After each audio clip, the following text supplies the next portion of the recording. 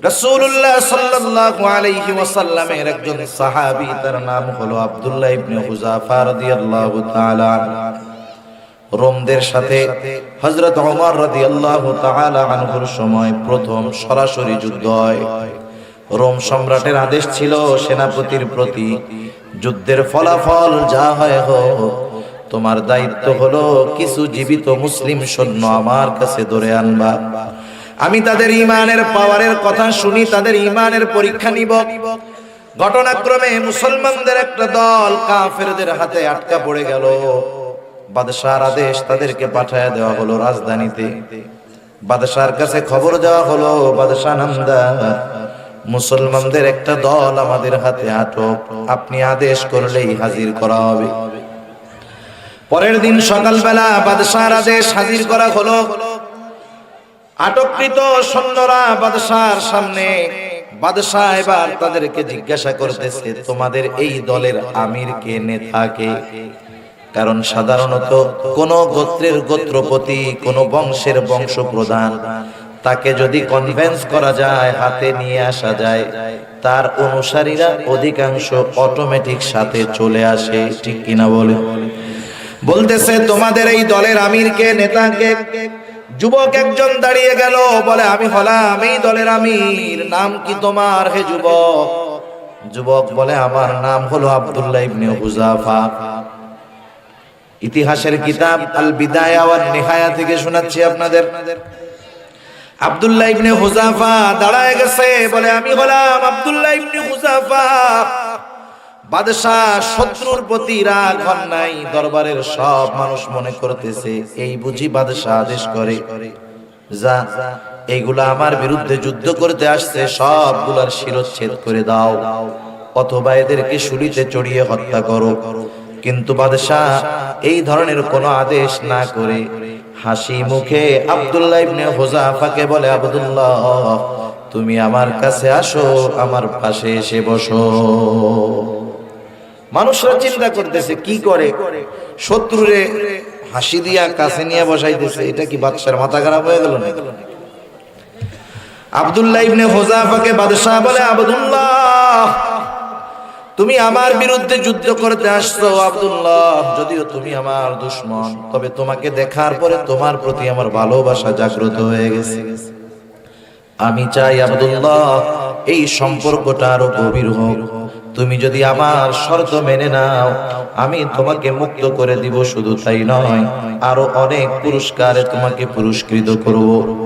আব্দুল্লাহ ইবনে Hudhafa, শোনো, আমার তো মন চায় তোমাকে ভালোবাসতে, কিন্তু একটা জিনিস বাধা হয়ে দাঁড়িয়ে গেছে, তুমি মুসলিম, আমি হলাম খ্রিস্টান। এই জিনিসটা তোমার আমার মধ্যে বাধা সৃষ্টি করে দিয়েছে। আব্দুল্লাহ, তুমি যদি মুসলমানিত্ব ত্যাগ করে খ্রিস্ট ধর্ম গ্রহণ করো, আমি তোমাকে শুধু ভালোবাসবো এমনটা নয়, আমার ভালোবাসার মানুষ বন্দী থাকবে, এটা হতেই পারে না। আমি তোমাকে জেলখানা থেকে মুক্ত করে দিব। শুধু তাই না, যারা বন্দী আছে তাদেরকেও ছেড়ে দিব। এখন তুমি চিন্তা করতেছো, তুমি যদি খ্রিস্টান হয়ে যাও, তোমার সমাজের মানুষ তোমাকে গ্রহণ করবে না, ওই জায়গাটা নিরাপদ নয়। চিন্তা করো না, আমার ঘরে সুন্দরী ষোড়শী যুবতী একটা কন্যা আছে, এই মেয়েটাকে আমি তোমার সাথে বিবাহ দিয়ে দিব। বিবাহের দিন আমার বিশাল রোম সাম্রাজ্যের অর্ধেক আমি তোমার নামে লিখে দিব। আমার মৃত্যুর পর তুমি বাকি অর্ধেকের মালিক হইবা। তুমি হবা বিশাল রোম সাম্রাজ্যের একচ্ছত্র অধিপতি। রোম সাম্রাজ্য এটা ভারতীয় উপমহাদেশের চাইতে বড় ছিল তৎকালীন সময়। চিন্তা করে দেখেন কত বড় প্রস্তাব। রোম সাম্রাজ্যের বাদশাহ হয়ে যাবে, সম্রাট হয়ে যাবে, বিনিময়ে তাকে ঈমানকে বিক্রয় করে দিতে হবে। সব কিছু দেওয়া হবে, বিনিময়ে ঈমান ছাড়তে হবে। আপনাদের জিজ্ঞাসা করি, আপনাদেরকে যদি আপনাদের সবচাইতে প্রিয় জিনিসটা কেউ যদি চায়, বিনিময়ে আপনাকে আপনার সবচাইতে অপছন্দের জিনিসটাকে গ্রহণ করতে বলে, আপনারা কেউ এই প্রস্তাবে রাজি হবেন? বরং এই প্রস্তাব যে দিবে তার উপরে আরো গরম হয়ে যাব আমরা, ঠিক না? সাহাবাদের কাছে সবচাইতে দামি সম্পদ হলো ঈমান। সবচাইতে অপছন্দের জিনিস হলো কুফর। শুধু তাই না, সাহাবায়ে কেরাম দুনিয়াকে ছেড়ে ঈমানকে গ্রহণ করেছে। আব্দুল্লাহ ইবনে হুযাফাকে যখন এই প্রস্তাব দেয় বাদশা, যুবক আব্দুল্লাহ রাগান্বিত হয়ে গেছে, শরীরের লোম কূপ দিয়ে ঘাম বের হয়, রাগে ক্ষোভে চোখ দুটো রক্তবর্ণ হয়ে গেছে। পাশে বসে থাকা আব্দুল্লাহ বাদশার কথা শেষ হওয়ার সাথে সাথে বাদশার দিকে ফিরে দাঁড়িয়ে গেল। এমন এক ধমক দিল, বলে, এই রোমের কুকুর, তুই কি দুনিয়ার বিনিময়ে আমার ঈমান কিনতে চাস? তুই শুনে রাখ, এ তো তোর সামান্য রোম সাম্রাজ্য। তুই যদি আমাকে তামাম দুনিয়ার মালিকও বানায় দেস, আমি আমার ঈমান তোর কাছে বিক্রয় করব না। প্রত্যেকটা জিনিসের একটা সিস্টেম আছে। কেউ যদি কাউরে হাতে আনতে চায়, প্রথমে প্রলোভন দেয়। কি দেয়? প্রলোভন দেয়, লোভ দেয়, আমার দলে আসো, এটা দিমু নে। এরপরে যখন কাজ না হয়, প্রেসার ক্রিয়েট শুরু হয়, চাপ দেওয়া শুরু হয়।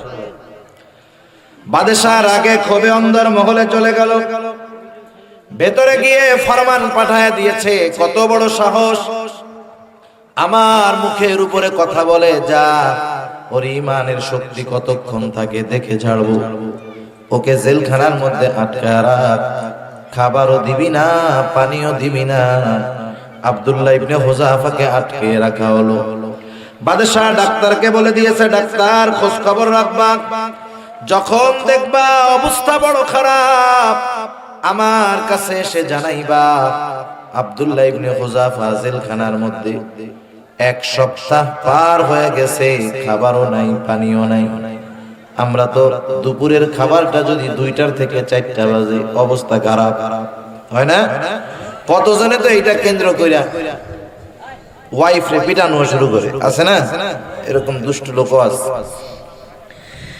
এক সপ্তাহ আব্দুল্লাহ ইবনে হুযাফা খাবারও নাই, পানিও নাই, জেলখানার মধ্যে। আব্দুল্লাহ ইবনে হুযাফা বাহির থেকে বোঝা যায় না বেঁচে আছে নাকি মারা গেছে। ডাক্তার দরজা খুলে ভিতরে ঢুকে যায়, ভিতরে ঢুকে দেখে আব্দুল্লাহ ইবনে হুযাফার অবস্থা বড় খারাপ। বাদশার কাছে দৌড় দিয়ে চলে গেছে ডাক্তার, যায় বলে, বাদশাহ অবস্থা খারাপ, এখন যদি খানা পানি না দেওয়া হয়, যে কোনো মুহূর্তে বড় ধরনের কোনো বিপদ হয়ে যেতে পারে।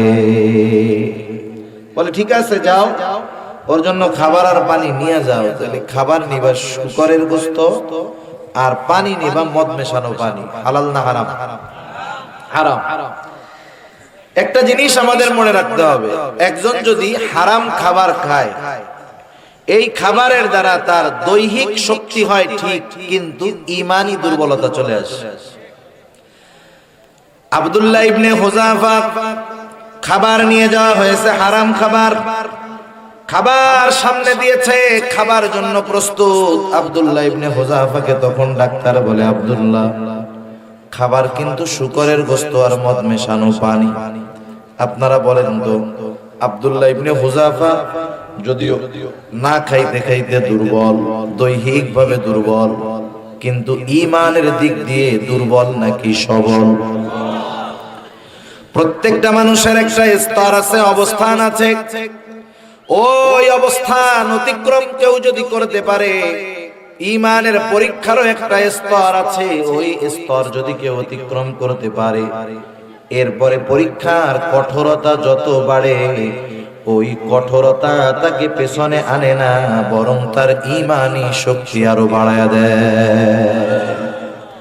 আব্দুল্লাহ ইবনে হুযাফা দুর্বল, কিন্তু ঈমানের দিক দিয়ে সবল।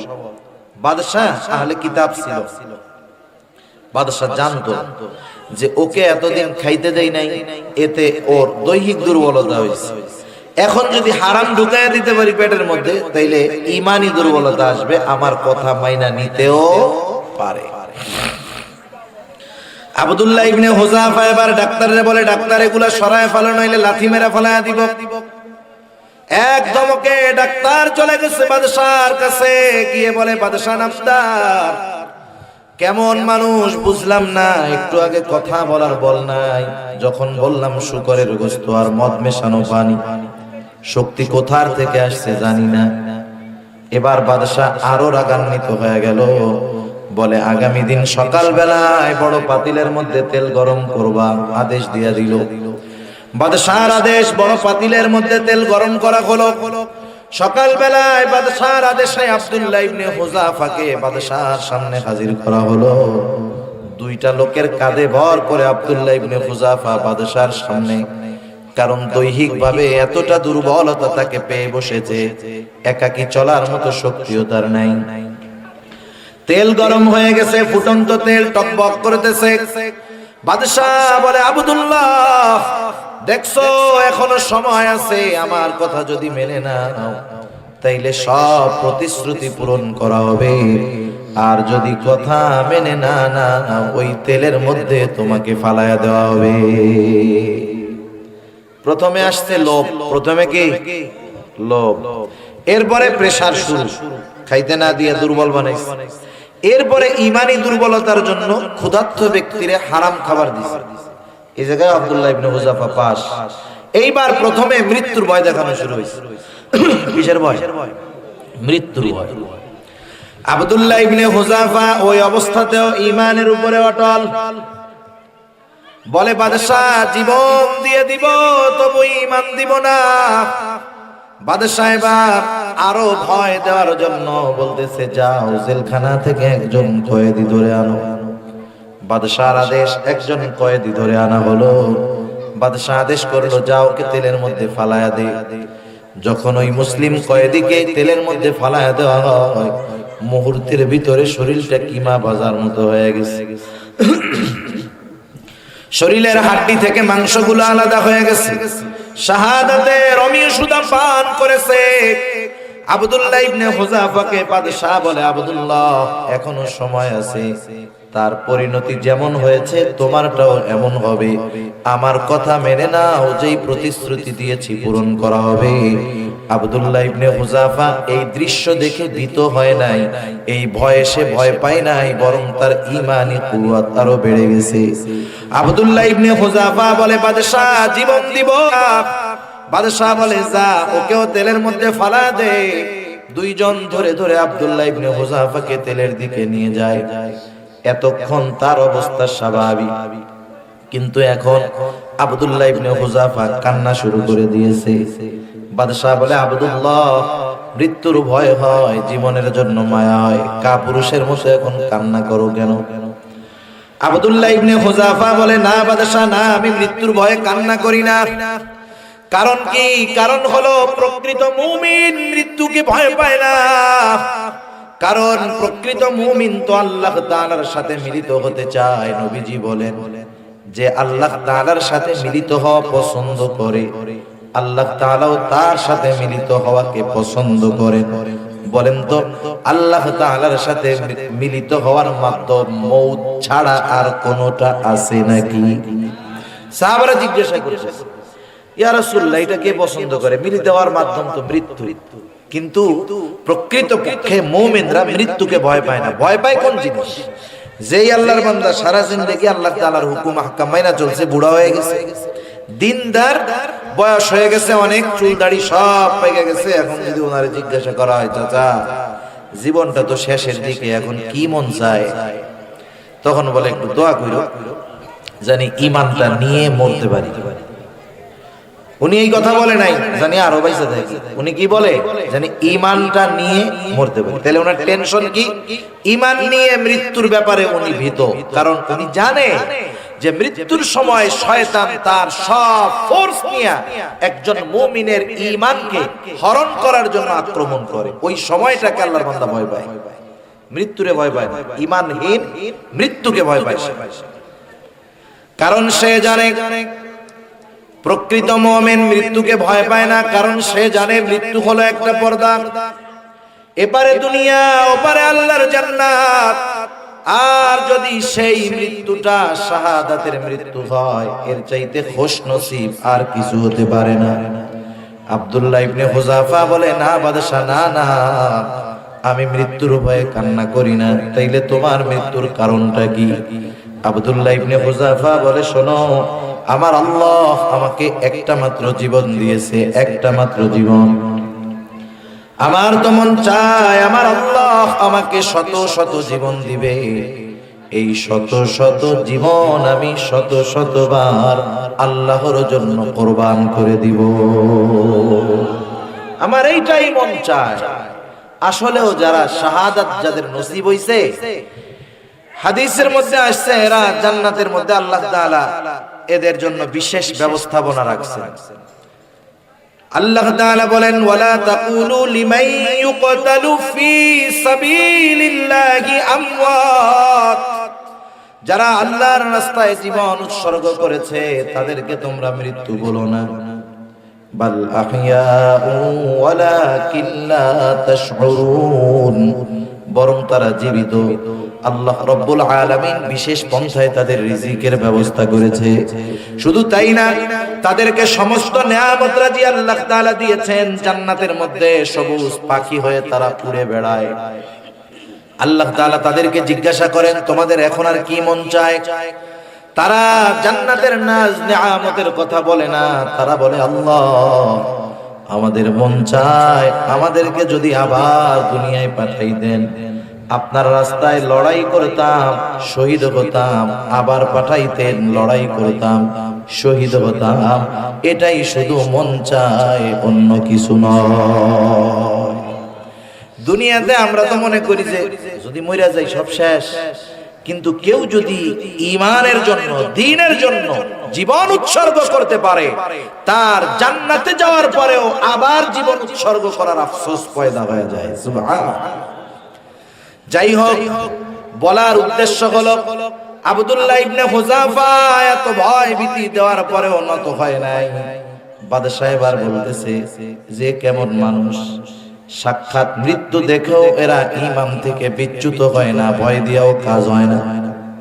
বাদশা চিন্তা করতেছে এরে যদি তেলের মধ্যে ফালায়া দেই, ও হয়তো মরে যাবে কিন্তু পরাজিত হবে না। মনে রাখবেন, মরে যাওয়ার দ্বারাই মানুষ পরাজিত হয়ে যায় না। আমরা অনেক সময় মনে করি আমরা মরে গেলাম সব শেষ। না না, একটা মানুষ তো পরাজিত তখন হয় যখন সে তার আদর্শ থেকে বিচ্যুত হয়ে যায়।